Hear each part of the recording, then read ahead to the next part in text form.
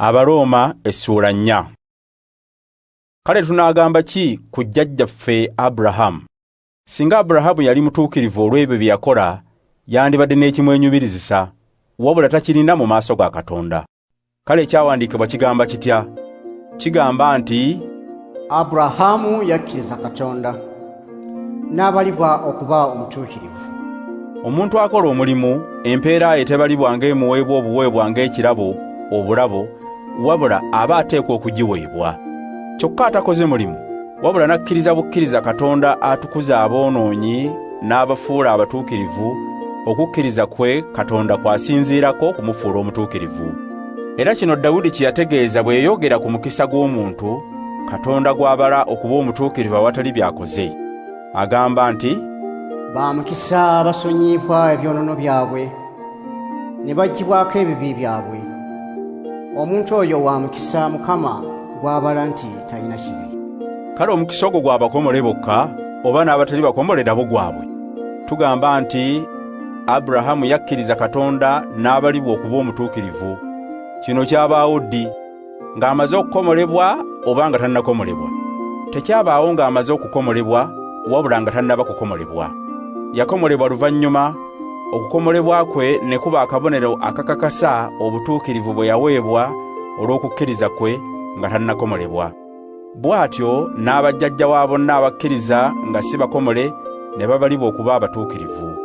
Era ye jjajja w'abakomole so si owaabo abakoma ku kukomolebwa obukomolebwa, naye owaabo abagoberera obulamu obw'okukkiriza jjajjaffe Aburahamu bwe yalina nga tannakomolebwa. Aburahamu n'ezzadde lye baasuubizibwa okuweebwa ensi, si lwa kutuukiriza ebiri mu mateeka g'Ekiyudaaya, wabula lwa butuukirivu buva mu kukkiriza.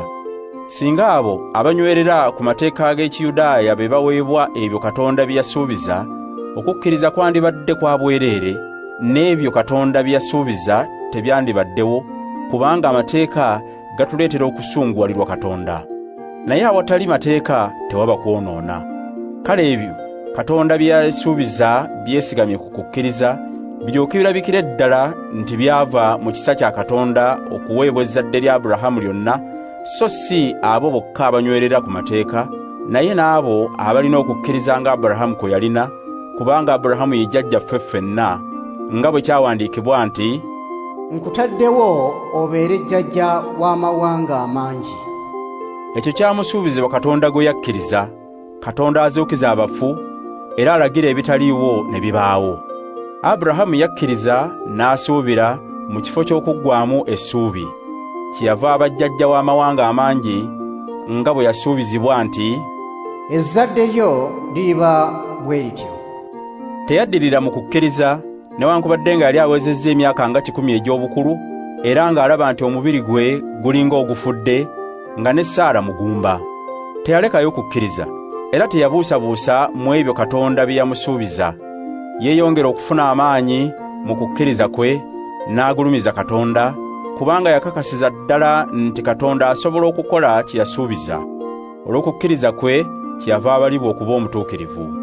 Kyokka ebigambo ebigamba nti yabalibwa okuba omutuukirivu tebyawandiikibwa ku lulwe yekka, wabula era ne ku lwaffe. Naffe abakkiriza oyo eyazuukiza Yesu Mukama waffe tulibalibwa okuba abatuukirivu. Yesu oyo yattibwa olw'ebibi byaffe, n'azuukira tulyoke tuggyibweko omusango.